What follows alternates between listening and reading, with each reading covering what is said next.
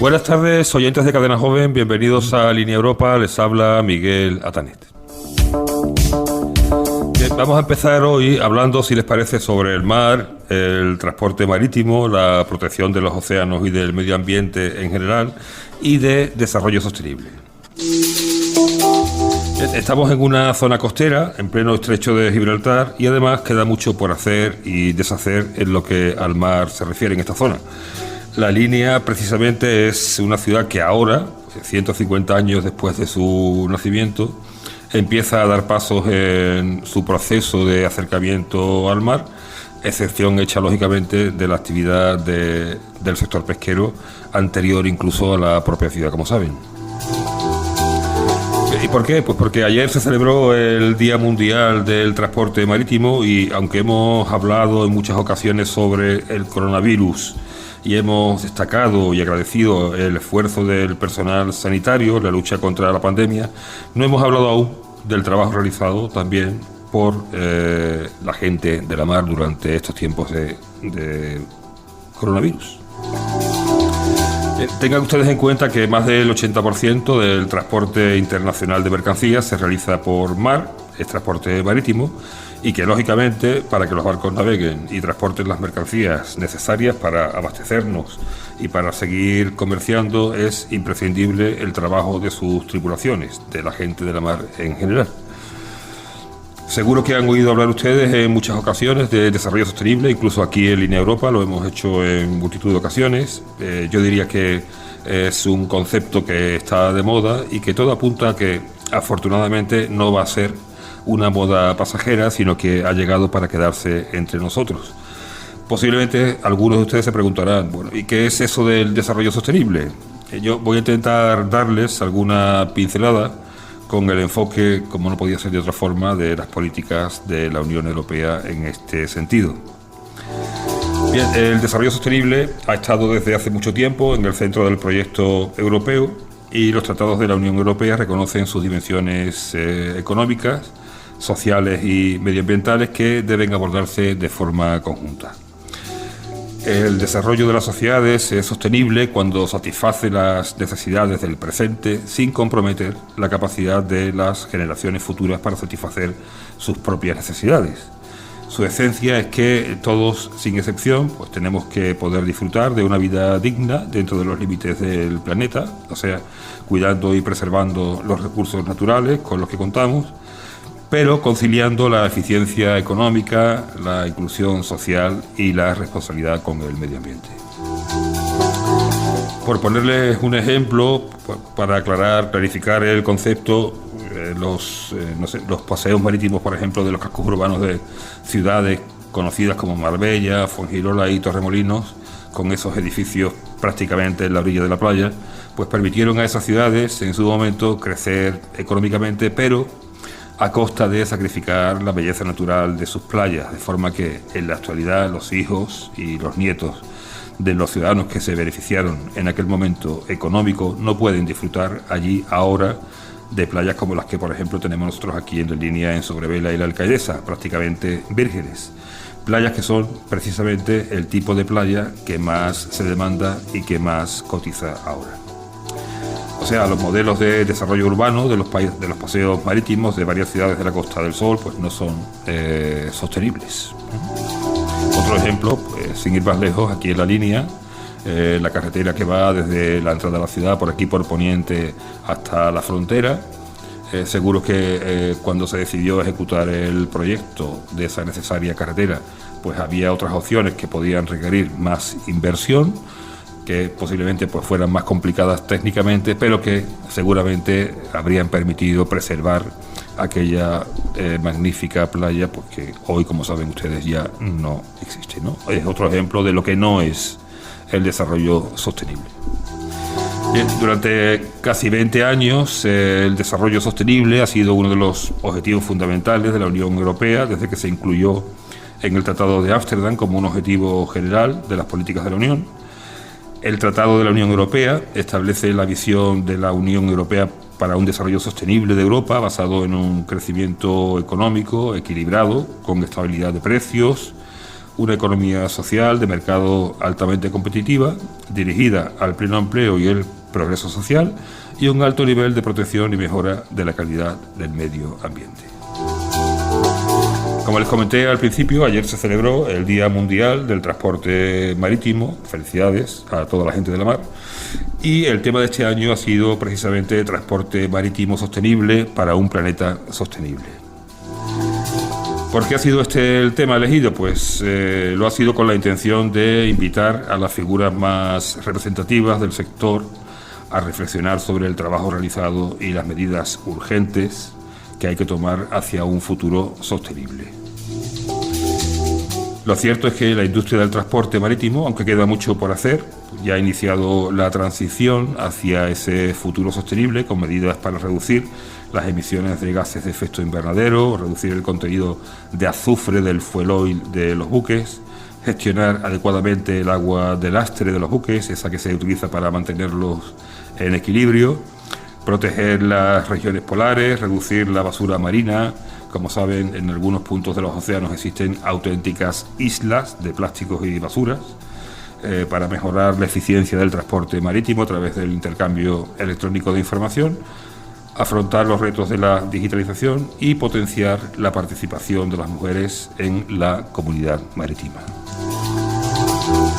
La pandemia de COVID-19 ha puesto de relieve el profesionalismo y el sacrificio de los 2 millones de marinos que trabajan en la flota mercante mundial. Los barcos han seguido transportando pues ese más de 80% del comercio mundial, incluidos, por supuesto, pues suministros médicos vitales, alimentos y otros bienes básicos que son fundamentales para la respuesta y la recuperación de la crisis provocada por la pandemia de COVID-19. Pero aproximadamente 300.000 de ellos, 300.000 marinos, pues se enfrentan además a una auténtica crisis humanitaria, ya que han quedado bloqueados en el mar, pues sin poder desembarcar, trabajando con contratos prorrogados por varios meses. Este es un problema que debe abordarse con urgencia. La solución pasa porque los gobiernos designen a la gente de mar como trabajadores esenciales, igual que se ha hecho con otras profesiones durante los tiempos de pandemia, y que también los gobiernos garanticen que se pueden realizar cambios de tripulación seguros. Si es duro y complicado estar confinado en tierra, imagínense ustedes lo que supone estarlo en un barco, bien sea en puerto o en mitad del océano, por lo que, si me lo permiten, pues yo aquí en Línea Europa nos sumamos al llamamiento realizado, pues, en este caso por la Unión Europea y por la Organización Marítima Internacional, llamamiento a las autoridades nacionales para que resuelvan esta situación de crisis humanitaria lo antes posible, para que los marinos puedan desarrollar su trabajo con la mayor normalidad posible, dadas las circunstancias, recibiendo atención médica, por supuesto, y puedan también regresar a sus hogares a descansar tras varios meses de trabajo ininterrumpido a bordo de los buques en los que prestan sus servicios. Si recuerdan ustedes, la semana pasada pues tuvimos aquí la ocasión de contar con la presencia de algunas de las personas que participaron y dirigieron el curso de otoño que se celebró en la Universidad Internacional Menéndez Pelayo, aquí en la sede de la línea, organizado por el Movimiento Europeo. Y como no podía ser de otra forma, durante el curso pues se abordó la cuestión del Pacto Verde Europeo, que es una de las prioridades de la Comisión Europea. Y también se abordaron pues, cuestiones relacionadas con el desarrollo sostenible y la protección del medio ambiente. En concreto, la profesora Maricruz Arcos, directora del curso, también es presidenta del Consejo Andaluz del Movimiento Europeo y profesora titular de Derecho Internacional Público en la Universidad de Sevilla, ofreció una ponencia en el curso que llamó Transversalidad de la Transición Ecológica, una ponencia que a continuación van ustedes a escuchar. Escuchamos a la profesora Arcos. Nos situamos en las prioridades, las 6 prioridades de la nueva, ya no tan nueva, de la Comisión von der Leyen, y dentro de las 6 prioridades, recordáis la economía que trabaja para las personas, la digitalización, la Europa más fuerte en el mundo. Dentro de estas encontramos una de ellas que es el Pacto Verde. ¿Qué es esto del Pacto Verde? Bueno, pues el Pacto Verde es una de las el texto lo encontramos en una comunicación que en diciembre de 2019 presentó la Comisión al Parlamento Europeo, al Consejo Europeo, al Consejo, al Comité Económico y Social y al Comité de Regiones, es decir, de esas comunicaciones que se plantean para todos, donde nos plantea un compromiso de la Comisión en responder a los desafíos del clima y medio ambiente, el compromiso para responder por parte de la Unión Europea y por parte de sus ciudadanos. Ya empiezo a apuntar cuestiones que veremos al final de este conjunto de observación. Y la Comisión, desde el inicio de esta comunicación, nos habla de reanudar el compromiso. Esto significa que no es algo que asuma de nuevo, sino que es algo que lleva años trabajando la Unión Europea, pero tenemos que insistir en ese compromiso que tiene la Unión Europea y tenemos que insistir en que sea la Comisión, precisamente, quien lo vigile.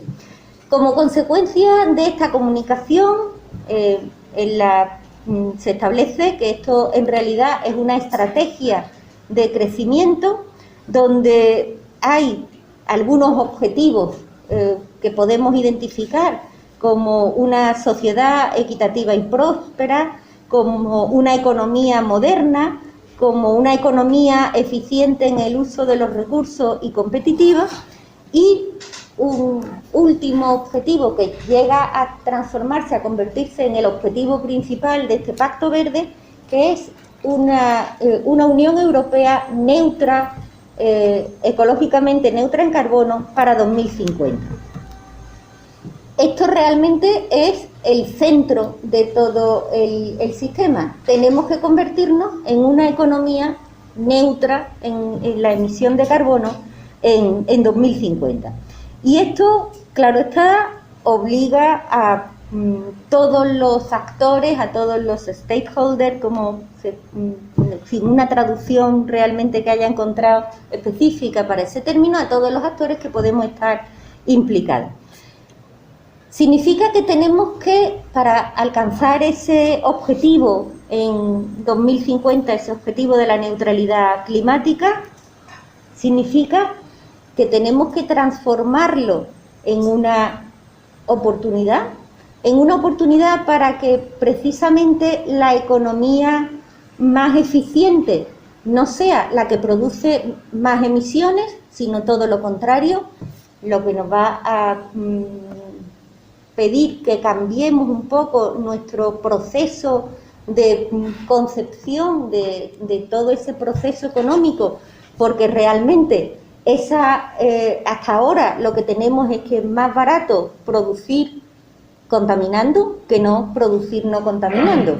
Y ese choque es el que vamos a tener que interiorizar para terminar transformando todo el proceso económico dentro de la Unión Europea.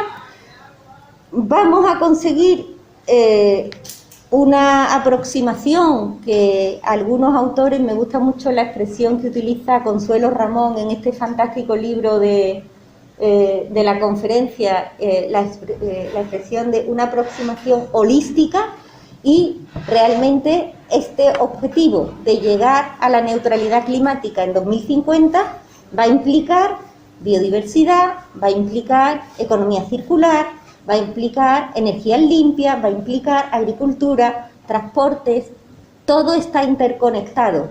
Se ha hecho casi viral un vídeo de una canción en brasileño que se llama Todo está interligado, ¿no? Que todo está interconectado. En realidad, incluso más allá de estas concretas actuaciones que implica el Pacto Verde, todo está interconectado hacia un concepto que cada vez se utiliza más, que es el de ecología integral. No solamente estamos hablando de medio ambiente, no solamente estamos hablando de bichos y plantas, tenemos que estar pensando también en el ser humano como el centro de todo el sistema, y estamos hablando también de una economía que, además de trabajar para las personas, sea responsable desde el punto de vista social, sea responsable desde el punto de vista de la protección de derechos fundamentales. Y todo esto está bajo el paraguas del Pacto Verde. Claro, esto no puede ser, esta preocupación ecológica no puede ser solamente un discurso que, bueno, pues nos lleve al wishful thinking, ¿no? Que nos lleve a esa idea de buena persona, del buen rollismo que normalmente hay detrás de lo que se ve detrás de todas estas de todos estos discursos, sino que se tiene que plantear con unas medidas concretas. Y de esa manera, cuando von der Leyen plantea el objetivo del Pacto Verde en esta comunicación que os comentaba, propone un calendario con medidas concretas y un calendario que se está cumpliendo. Lo primero que establece es, bueno, todo esto que supone el Pacto Verde. Si después tenemos tiempo, puedo pasar a contaros algo más de las tripas del Pacto Verde. Todo lo que es la transición energética, la movilización de la industria, la economía circular, el uso eficiente de la energía y de los edificios, de la granja a la mesa, preservar ecosistemas, y ya lo que son las tripas en concreto del Pacto Verde, incluso si queréis para el diálogo. Pues a partir de esta iniciativa, lo primero que dice, bueno, todo esto va a suponer un coste importante, y ese coste importante tiene que dotarse por parte de la Unión Europea, y para ello el primer documento que se produce justo después de la comunicación en la que se establece lo que es el Pacto Verde es el Fondo de Transición Justa. Es decir, queremos que esta transición hacia lo ecológico no sea solamente algo que puedan aprovechar quienes se puedan permitir el pagar más por tener un ambiente más saludable a su alrededor, sino que lo puedan aprovechar todos, y por eso nos hace falta ese fondo de transición justa que se presentó en enero de 2020. Pero justo a renglón seguido empezamos con los distintos desarrollos de ese Pacto Verde. La Ley del Clima, o la propuesta de Ley del Clima, lo que se llama Ley del Clima, en realidad es una propuesta de reglamento que se presenta el 4 de marzo. El 11 de marzo ya se presenta la nueva estrategia de economía circular, y nos vamos a encontrar que a la altura de marzo, pues de repente nos mueven el suelo bajo nuestros pies. Es decir, parece que todos estos objetivos se van a diluir. No obstante, aunque ahora volveremos a esa idea, la Comisión sigue planteando el desarrollo de este Pacto Verde, plantea la comunicación sobre una nueva estrategia industrial, plantea la estrategia de biodiversidad ya en mayo, también la estrategia de la granja a la mesa, que de alguna manera lo que pretende es hacer más ecológica la política agrícola, con el beneficio que eso supone para todos. Y recientemente, lo más reciente ha sido en julio, cuando se ha presentado la estrategia para integrar los distintos sectores energéticos. Queremos llegar a la neutralidad climática en 2050, es decir, a 2050 emisiones cero. Y para ello, os decía, lo último que se está trabajando, y quizás sea lo más relevante desde el punto de vista económico, es en la integración del sistema energético. Es verdad que en esa integración del sistema energético tiene que haber, sin duda, una parte muy relevante de lo que son energías limpias, energías renovables. Hemos escuchado hablar de cómo vamos a pasar de la economía del carbono a la economía del hidrógeno, siempre que sea hidrógeno verde, es decir, que se haya hecho desde energías renovables. Y en este sentido, pues no estamos demasiado mal de punto de partida. Ahora mismo, en el sector eléctrico, dentro del sector energético, casi el 30% de la cesta del sector eléctrico procede de energía renovable. Lo que pasa es que este sector este sector eléctrico dentro del energético solamente supone la cuarta parte, solamente supone el 25%. El otro 75% va a ser transporte, va a ser grandes industrias, va a ser calefacción de edificios públicos y privados, y en todo ese 75% el paquete de renovables no es ni el 8%, con lo cual todo lo bien que nos podíamos ver en punto de partida para el sector eléctrico, nos decae un poco esa ilusión de que estamos en un buen camino cuando miramos a la gran parte del pastel, que supone todo lo demás, el transporte, calefacción, etcétera, etcétera. Tenemos que descarbonizar la economía, pero los estados, uno de los principales problemas que nos encontramos, los estados siguen siendo los dueños de su mix energético. Cuando estamos viendo que la Unión Europea da un conjunto de normas, en realidad esas normas muchas veces no son más que orientaciones, no son más que marcos generales y apoyos financieros, pero al final siguen siendo los estados los que tienen que decidir. Por lo tanto, el compromiso no nos puede venir solo para la Unión Europea, puesto que la Unión Europea, con la limitación de las competencias que tiene, como vimos ayer también en otros sectores, en las competencias que tiene son las que tiene, y necesita contar con la implicación de los estados. Pero os decía, nos encontramos en esta circunstancia, se va desarrollando todo lo que es la iniciativa del Pacto Verde.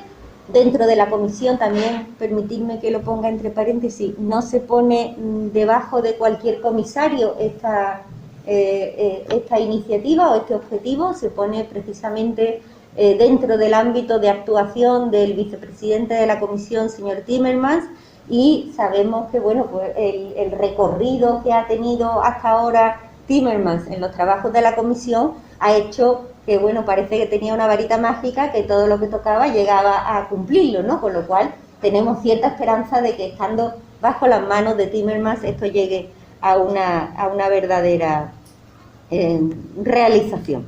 Pero os decía, bueno, empezamos a desarrollar el Pacto Verde, Timmermans detrás con todo su equipo poniendo en marcha todas estas propuestas que van llegando sobre la mesa, y llega el COVID. Y llega el COVID, llega la pandemia, la declaración de pandemia y la declaración de emergencia a la altura de marzo, y nos encontramos que 3-4 semanas después de la declaración de emergencia ha habido un parón total en la economía, y es verdad, el aire está más limpio. El aire está más limpio porque como no han volado aviones, no han soltado queroseno en el aire. Recuerdo en el curso de este verano de Santander, Mónica Frasoni, que decía, es que los peces han vuelto a Venecia. En la laguna de Venecia hacía años que no se veían peces. Bueno, los peces han vuelto a Venecia, y en Sevilla hemos tenido patos andando por las calles. Patos, pavos reales, también hemos tenido invasiones de cucarachas, es decir, todo hay que contarlo, ¿no? Pero hemos visto que este parón de la economía, de alguna manera, nos ha limpiado el medio ambiente. Y esto lleva a que haya algunos estados que, bueno, lo que plantean es, a lo mejor no hace falta seguir trabajando en el desafío del Pacto Verde, porque ya hemos limpiado estos 3 meses que hemos tenido de limpieza, hemos limpiado. Esto verdaderamente es una barbaridad, es una marcha atrás, pero sí que es verdad que nos vamos a encontrar como no solamente con estados claramente negacionistas del cambio climático, pues la semana pasada con los incendios en Estados Unidos escuchábamos al presidente de los Estados Unidos decir cosas como que ya llegará el frío, ¿no? Y nos vamos a encontrar no ya negacionistas, pero no tan abiertamente, pero sí que se han planteado que después de esta limpieza de nuestro entorno que hemos tenido después del confinamiento, hay algunos estados que están pendientes, están pidiendo que se deje de potenciar estas iniciativas por parte de la Comisión. ¿Qué estados son? Pues nos encontramos que, curiosamente, son aquellos más dependientes de las energías fósiles, que son las que tenemos que evitar, y que precisamente están centralizadas en el grupo de Visegrado, lo que llamamos normalmente el grupo de Visegrado: Polonia, Hungría, Chequia y Eslovaquia.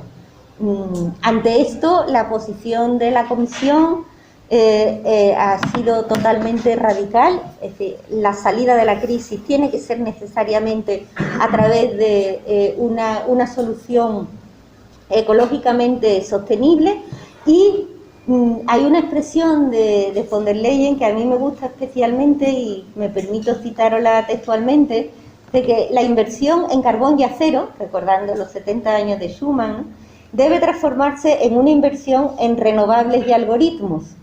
Es decir, tenemos que transformar la economía europea precisamente en una economía digital y verde. Por lo tanto, todo este compromiso de la Unión Europea con el desafío, con la transición ecológica, va a ser absolutamente necesario. Este compromiso, os decía, no es algo que se le haya ocurrido a doña Úrsula el día antes de tomar posesión, es algo en lo que lleva la Unión Europea trabajando desde hace años y fundamentalmente trabajando en el ámbito internacional. Efectivamente, el desafío ecológico es un desafío global, es de esos retos globales que necesitan respuestas globales, y a partir de trabajos iniciados en Naciones Unidas, a la altura de 1992 llegó a establecerse una conferencia sobre cambio climático que está en vigor desde 1994, aunque se hizo en 1992, tuvo que esperar ratificaciones en 1994, y ahora mismo está ratificada por 195 países, es decir, podemos entender que ahí tenemos el marco global del cambio climático, de la lucha contra el cambio climático. A partir de esa conferencia sobre el cambio climático, lo mismo estoy contando cosas totalmente conocidas para todos, se reúne la conferencia de las partes, es decir, lo que llamamos COP, una vez al año, y en cada COP se adoptan decisiones de desarrollo de esta Convención de Naciones Unidas sobre el Cambio Climático. Las más llamativas, así por recordarlas, pues seguro que a todos suena Kioto de 1997, el protocolo de Kioto, que fue consecuencia de una COP, o París, que fue la COP 21, que tuvo lugar en 2015. Se adoptan acuerdos entre los estados para reducir emisiones. Volvemos otra vez a ese dato que os ponía sobre la mesa: hay competencias de la Unión y hay competencias de los estados para reducir emisiones de gases de efecto invernadero, y se establece además un sistema de revisión de esos compromisos cada 5 años. La Unión fija sus objetivos.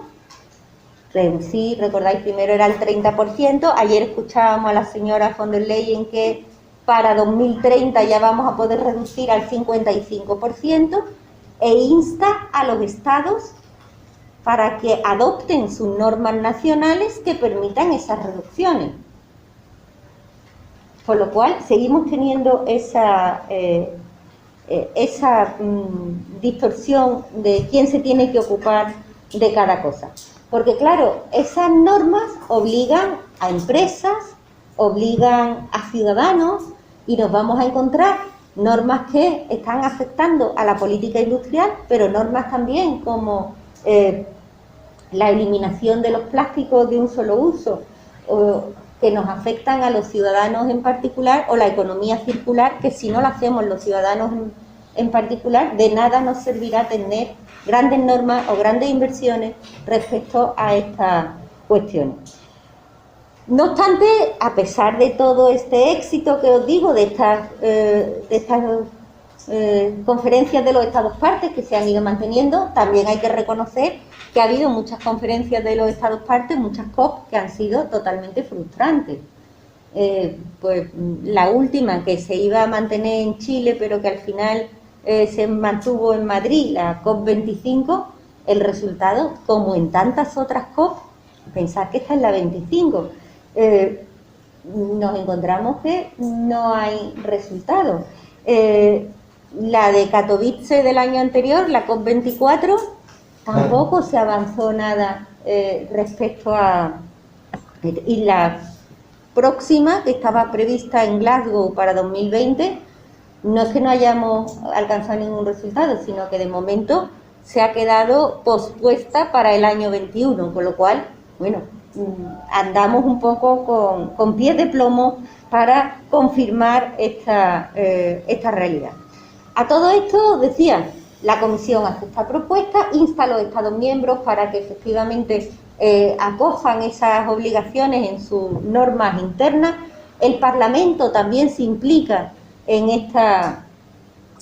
este objetivo, y así hubo una resolución del Parlamento Europeo de finales de noviembre del año pasado, la resolución 2930, en la que se declara la emergencia climática para el continente, y en ella lo que hace no es otra cosa que constatar la conciencia mayoritaria de todos los ciudadanos. Por lo tanto, a partir de esos compromisos internacionales, la Unión hace suyo esos compromisos internacionales y los incorpora como líneas estratégicas, y a partir de allí se va desarrollando. Se va desarrollando con ese concepto de multilateralismo ambiental, es decir, no cabe duda que tiene que ser desde el punto de vista multilateral cómo se vayan acogiendo estas decisiones, ¿no? Porque un éxito solo de la Unión Europea no supondría un éxito en el objetivo, supondría un fracaso en el objetivo si solamente la Unión Europea. Y no solamente hacia afuera cada Estado es soberano, sino también dentro de la Unión Europea los Estados siguen teniendo la soberanía en estas cuestiones. En todos estos compromisos medioambientales, la Unión Europea ha jugado, todos estos compromisos medioambientales desde el punto de vista global, la Unión Europea ha jugado un papel verdaderamente de liderazgo en el marcar todo donde podemos ir llegando. La Unión Europea, además, como recoge Teresa Fajardo también en esta publicación a la que hemos hecho referencia, la Unión Europea, además, desde 2003, es decir, antes incluso de que empezáramos con toda esta, ha mantenido una línea de desarrollo en sus relaciones con el resto del mundo, que es lo que ha denominado la Green Diplomacy, la diplomacia verde, como ha ido utilizándola en todas las relaciones con el resto de los estados. Por lo tanto, el Pacto Verde, los objetivos medioambientales se han convertido verdaderamente en prioridades en todas las políticas desde un punto de vista transversal. Se ha convertido en esa hoja de ruta de un nuevo modelo económico, y realmente en la Conferencia de Desarrollo Sostenible que tuvo lugar en Río en 2012, en París en 2012, que fue Río +20, lo que hace es incorporar como objetivo de desarrollo sostenible todo este desarrollo que se había venido haciendo. No obstante, insisto, la Unión Europea, que puede ser líder, que puede tirar del carro en la adopción de todos estos compromisos internacionales, reconoce que solamente es responsable del 10% de la emisión de gases de efecto invernadero al mundial. Es bastante, pero solamente si conseguimos evitar, nos convertimos en un continente climáticamente neutro y hemos conseguido evitar el 10% de la emisión de gases de efecto invernadero, tampoco habríamos conseguido mucho más. No obstante, la Unión Europea lo utiliza como una herramienta en sus relaciones con el resto del mundo, e incluso amparados en la OMC, amparados en el propio acuerdo de Marrakech, se permite establecer limitaciones al comercio internacional como consecuencia de compromisos medioambientales. Y si recordáis, ayer fue muy de pasada, como lo mencionó la presidenta de la comisión, pero sí que habló de esa descarbonización en frontera, ¿no? Control en frontera de la carbonización. ¿Qué significa esto? Que de nada nos va a servir, un poco tomando lo que comentábamos antes en el intermedio, de nada nos va a servir deslocalizar empresas a unos países que sean más ligeritos, más permisivos con una contaminación, porque si cuando llega ese producto a las fronteras de la Unión Europea le hacemos la trazabilidad, le miramos su carnet de producción de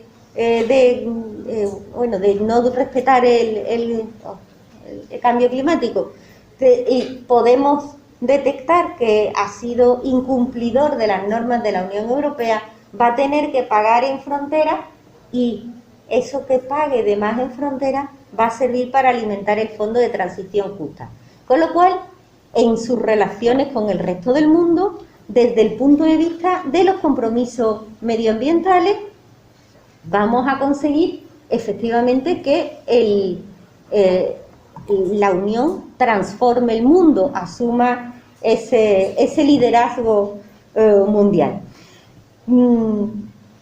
Se está logrando poco a poco, no obstante, os invito a que ahora mismo todavía está abierta la consulta pública de la política comercial común, que sabéis que son donde se establecen las relaciones de la Unión Europea con el resto del mundo, y en esa consulta pública podemos intervenir todos a golpe de clic y pedir que cuando la Unión Europea negocie con terceros estados o con otras organizaciones internacionales, incorpore esa dimensión medioambiental como esa condicionalidad para que los productos puedan entrar.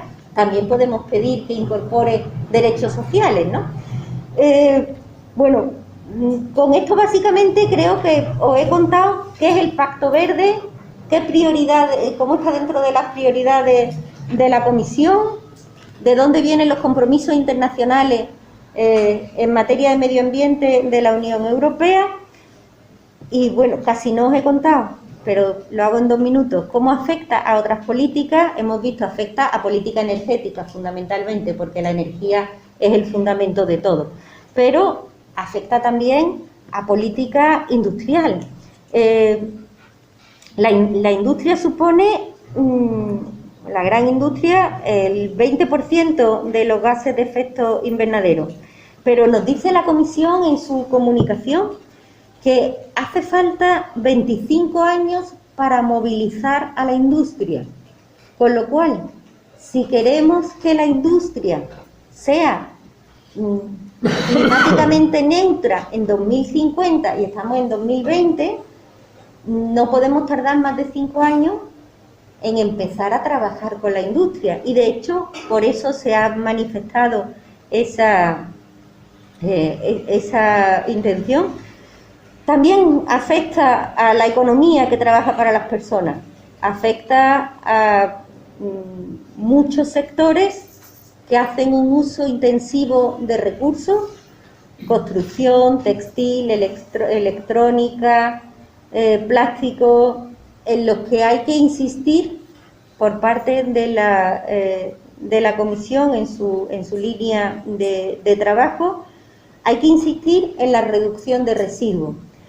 Hay que insistir en que los productos, dice textualmente la Comisión en esta comunicación, la Comisión anima a las empresas a ofrecer productos reutilizables, duraderos y recuperables, lo cual parece completamente lógico en el marco de esta recuperación económica. Pero ¿y si lo vemos desde el punto de vista del empresario productor? ¿Yo qué quiero? ¿Hacer un paraguas tan malo que te sirva para el día que llueva y pero cuando termina lo tienes que tirar y comprarte otro la próxima vez que llueva? Es verdad que ese paraguas tan malo te va a costar muy barato. O prefiero hacer un paraguas bueno que te va a costar más caro porque es de buena calidad. Y si se te rompe una varilla, habrá trabajadores que sepan arreglar varillas de paraguas. ¿Había intentado llevar un paraguas a arreglar la varilla?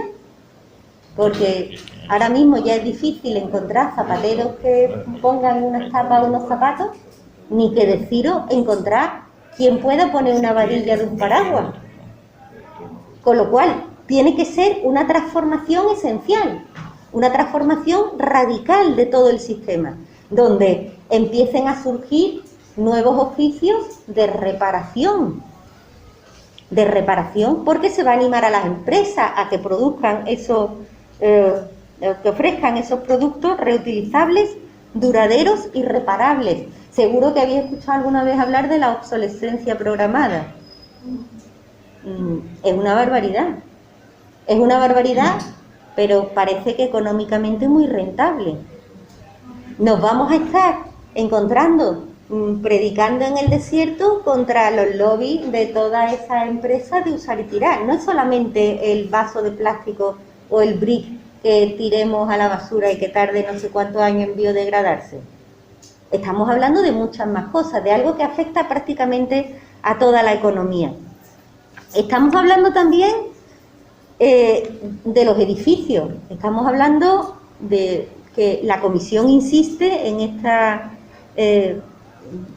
esta comunicación que los edificios suponen el 40% de la energía consumida, entre que se construyen, se reparan, se calientan para poder habitarlo. Si conseguimos que efectivamente haya unas obligaciones en las que tanto los edificios públicos como privados respeten la eficiencia energética, vamos a tener más fácil llegar a ese objetivo del 2050 con la neutralidad climática. Ahora, cuando vamos a construir un edificio, lo que tenemos que aplicar es una norma europea. ¿Quién vigila esto? Normalmente una licencia municipal, bueno, ya no existen licencias, una declaración responsable, ¿no? Es la que te da, con lo cual tendremos que implicar hasta los ayuntamientos, porque no nos servirá de nada tener una macronorma europea en la que nos diga que los edificios deben ser climáticamente neutros. En Sevilla hay un edificio climáticamente neutro y lo llevan a los estudiantes de arquitectura, los llevan a verlo como si fuera, bueno, el mono de Gibraltar, más o menos, ¿no? Lo llevan, bueno, el orangután del Zoo de Jerez, que era donde nos llevaban a nosotros cuando éramos chicos, que éramos orangután. No, pero os decía, bueno, estamos implicando a muchos participantes, no solamente a la Unión Europea, no solamente a los estados, no solamente a las empresas, estamos implicando a los ayuntamientos, estamos implicando a los agricultores. Toda la potentísima política agrícola de la Unión Europea se va transformando progresivamente y lo que pretende la nueva política agrícola, que estará transformada para el año 22, según la propuesta de la Comisión, es que tengamos alimentos de calidad y sostenibles.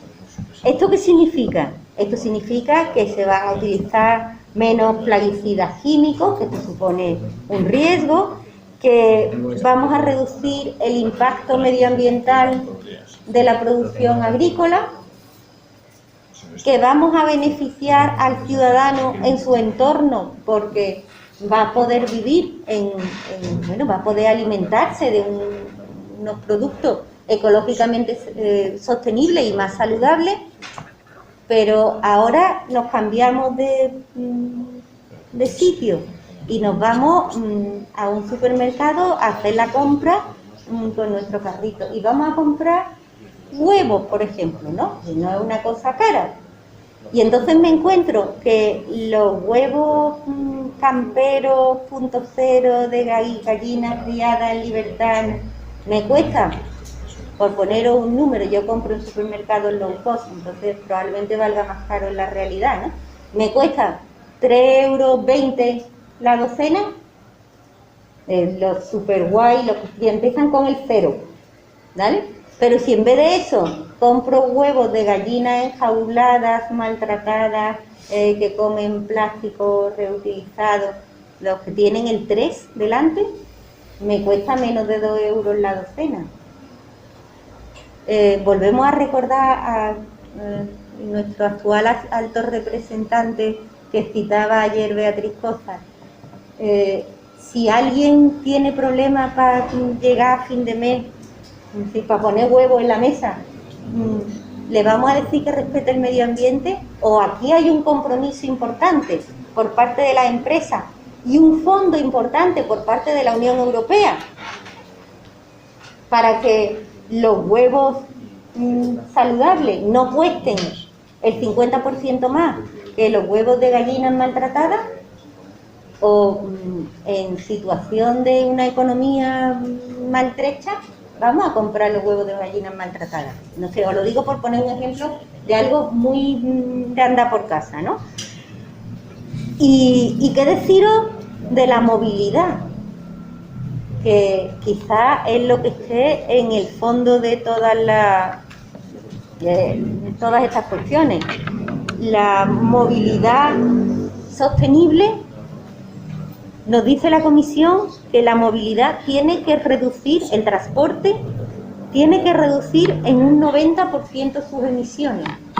Es decir, ¿cómo estamos de mal en transporte para que sea necesario reducir en un 90% las emisiones? Ahora mismo la gran mayoría del transporte de mercancías se hace por carretera con camiones o transportes que utilizan combustibles fósiles. Todavía no hay camiones eléctricos que yo sepa, ni con hidrógeno. Tenemos que llevarlo a que se haga por ferrocarril, que se haga por barco, porque resultan mucho menos contaminantes. Pero claro, para esto también se nos va el tiempo, ¿no? Entonces tenemos que intensificar la producción de combustibles alternativos, combustibles sostenibles, los antiguos autobuses de gas que había en los países del este antes de la caída del muro, ¿no?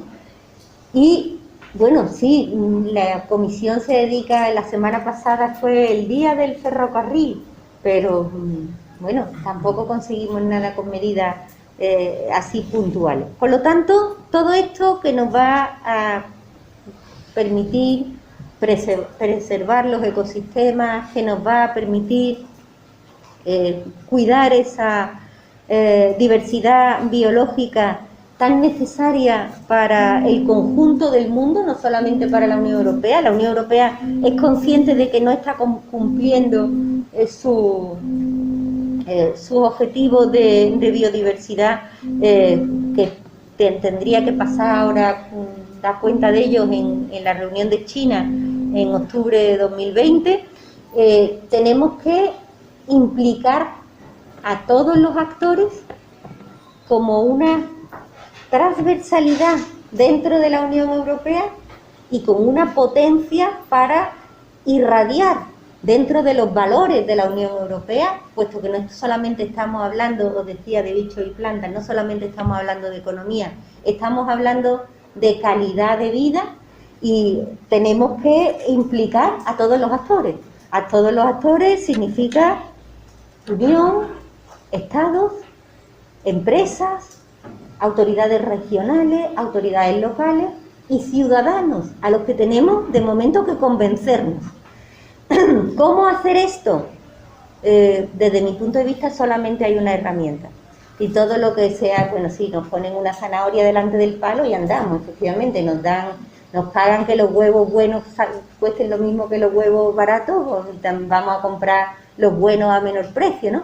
Pero para hacer esto de verdad y que suponga una transformación radical, que vayamos a ese concepto de ecología integral, cada vez hay más grupos de ecología integral trabajando por el mundo, bueno, pues tiene que hacerse a través de la educación. Y de hecho es muy, muy significativo que todo este movimiento, que no es solo de Greta Thunberg, es de mucho más, como he intentado contar, es muy significativo que los jóvenes estén especialmente sensibilizados con estas cuestiones, desde que ha empezado a implicarse la educación también en transmitir estos valores. Yo creo que es esencial que desde las escuelas más tempranas los alumnos, los estudiantes sepan que efectivamente esto es un compromiso que tenemos si queremos un mundo mejor. Y me voy a permitir terminar con una frase de uno de nuestros ponentes del último día, pero la verdad es que no, yo se la escuchaba a él, no sé si es suya, porque ayer también se la escuché a von der Leyen, aunque a lo mejor era él el que la había metido en el discurso de von der Leyen, ¿no? Mikel Landavazo le gusta siempre decir: el futuro está por escribir y depende de nosotros. Y es un poco lo que os llamo la atención con esta presentación de ideas desordenadas en torno al Pacto Verde. Bien, han oído ustedes a la profesora Arcos hablando sobre el Pacto Verde Europeo, uno de los ejes de la estrategia de la Comisión Europea, y bueno, también, lógicamente, en términos de desarrollo sostenible para Europa. Bien, en otro orden de cosas, les comento que la Comisión Europea ha decidido apelar ante el Tribunal de Justicia de las Comunidades Europeas la sentencia del Tribunal General de julio de 2020 sobre el caso de ayudas estatales de Apple en Irlanda. Una sentencia que anuló la decisión de la Comisión de agosto del 2016 al declarar que Irlanda concedía ayudas estatales ilegales a Apple mediante exenciones fiscales selectivas. Bien, según la vicepresidenta, este es un tema trascendental por varias razones, no solamente pues por el tamaño, lógicamente, de la empresa a la que se dirige el procedimiento, Apple en este caso, uno de los gigantes universales tecnológicos, sino también porque justamente en estos momentos de negociación de los presupuestos de la Unión Europea, pues uno de los elementos que pueden llegar a convertirse en una fuente de recursos propios para la Unión, para financiar sus políticas, es justamente el de eso que se ha llamado pues tasa digital, ¿no?, sobre empresas tecnológicas. O sea que estamos por un lado con esta cuestión de competencias, de no distorsión del mercado único, y por otro lado pues la cuestión de la financiación de los presupuestos de la Unión. Bien, según la vicepresidenta ejecutiva de la Comisión Europea, Margrethe Vestager, la sentencia del Tribunal General plantea importantes cuestiones jurídicas que son de importancia para la Comisión en su aplicación de las normas para ayudas estatales en casos de planificación fiscal. La Comisión también considera respetuosamente que, según el comunicado, según la declaración de la vicepresidenta, que en su sentencia el Tribunal General pues ha cometido varios errores de derecho, y por este motivo la Comisión pues lleva este asunto ante el Tribunal Europeo de Justicia. La Comisión recuerda que asegurarse de que todas las empresas grandes y pequeñas paguen la parte justa de impuestos que les corresponde sigue siendo una de sus principales prioridades. El Tribunal General pues ha confirmado en repetidas ocasiones el principio de que, si bien los Estados miembros tienen competencia para determinar su legislación fiscal, deben hacerlo respetando la legislación de la Unión Europea, incluidas, por supuesto, las normas sobre ayudas estatales. Si los Estados miembros otorgan a determinadas empresas multinacionales ventajas fiscales que no están a disposición de sus rivales, pues esto perjudica la competencia leal en la Unión Europea, en violación de las normas sobre ayudas estatales, distorsionando el funcionamiento del mercado único, como les decía. Bien. Tenemos que seguir utilizando todas las herramientas a nuestra disposición, continuaba la vicepresidenta Vestager, para garantizar que las empresas paguen su parte justa de impuestos. De lo contrario, el erario público y los ciudadanos pues se ven privados de fondos para inversiones muy necesarias, cuya necesidad es aún más aguda ahora para apoyar la recuperación económica de Europa en estos tiempos de crisis provocada por el coronavirus. Necesitamos continuar nuestros esfuerzos para implementar la legislación adecuada para abordar las lagunas y garantizar la transparencia. Continuaba también la vicepresidenta Vestager, y por lo tanto hay más trabajo por delante, incluso para asegurarse de que todas las empresas, incluidas las digitales, pues paguen la parte justa de impuestos que les corresponde y donde deben hacerlo. Y ya para concluir el programa de hoy, un apunte breve sobre la cuestión del Brexit. Recordarles que el pasado miércoles una delegación del Gobierno de Gibraltar se desplazó a Madrid para continuar con las negociaciones técnicas sobre la relación futura de Gibraltar con la Unión Europea. Una cuestión esta sobre la que tuve la ocasión de preguntar el sábado pasado a la secretaria de Estado, doña Cristina Galach, cuando su visita aquí a la línea para clausurar el curso organizado por el Movimiento Europeo en la UIP. La Secretaría de Estado pues confirmó que hay la voluntad por las partes de seguir avanzando y algo sorprendente desde mi punto de vista, pues la Secretaría de Estado pues no pudo disfrutar de la cobertura de medios de comunicación. Por alguna extraña circunstancia no apareció ningún medio de comunicación para cubrir a la Secretaría de Estado, algo que no es tampoco frecuente, no acostumbran a venir altos cargos ni de exteriores ni de otros ministerios a la ciudad. El único medio que estuvo allí pues fue Línea Europa, con Cadena Joven, para hacerles llegar a ustedes el contenido y apuntes sobre lo que allí ocurrió. Pues muchas gracias, buenas tardes y que disfruten ustedes de un fin de semana muy agradable.